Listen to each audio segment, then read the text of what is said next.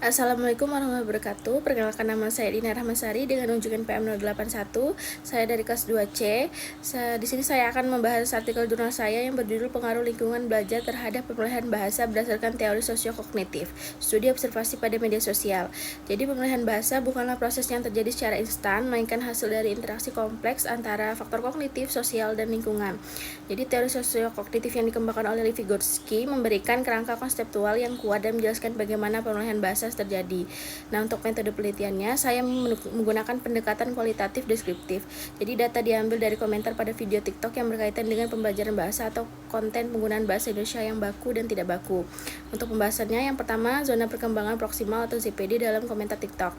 Nah, contohnya itu pada komentar di video TikTok yang diunggah oleh seorang kreator konten edukatif yang membahas perbedaan makna kata acuh dan cuek dalam bahasa Indonesia. Nah, dalam video tersebut, kreator menjelaskan bahwa kata acuh secara etimologis berarti peduli, sedangkan cuek berarti tidak peduli. Nah, penjelasan ini memicu respon dari pengguna yang tampak mengalami kebingungan terhadap istilah tersebut.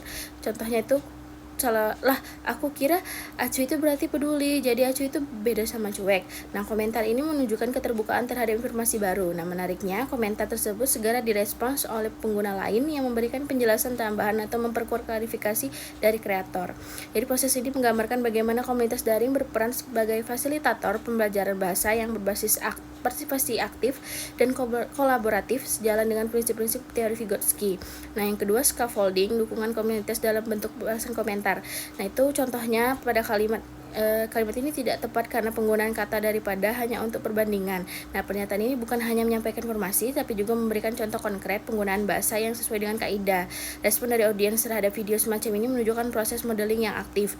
Nah, komentar seperti saya jadi sadar saya juga sering pakai daripada buat memulai kalimat terima kasih kak, atau baik mulai sekarang saya akan mencoba pakai bahasa Indonesia yang lebih benar. Nah, kreator yang konsisten menggunakan bahasa baku dapat menjadi agen perubahan dalam membentuk kebiasaan berbahasa yang lebih sesuai di kalangan pengguna media sosial. Yang ketiga, preferensi penutur lokal. Video TikTok yang membahas perbedaan antara percakapan formal dan informal. Nah, itu memicu diskusi aktif di kolom komentar. Salah satunya menyatakan kalau di kantor kata oke kurang sopan, jadi biasanya kami ganti dengan baik. Nah, fenomena ini menunjukkan bahwa preferensi penutur lokal berperan dalam penggunaan norma membentuk norma penggunaan bahasa di mana penutur secara aktif menyelesaikan pilihan kata dan lingkungan dan situasi sosial tertentu. Selain itu, diskusi seperti ini mengindikasikan bahwa perolehan bahasa tidak hanya mencakup penguasaan struktur dan makna kata, tapi juga pemahaman pragmatik. Jadi kesimpulan dari penelitian ini menunjukkan bahwa media sosial, khususnya platform seperti TikTok, berperan signifikan dalam proses perolehan bahasa yang sesuai dengan kerangka teori sosiokognitif Vygotsky.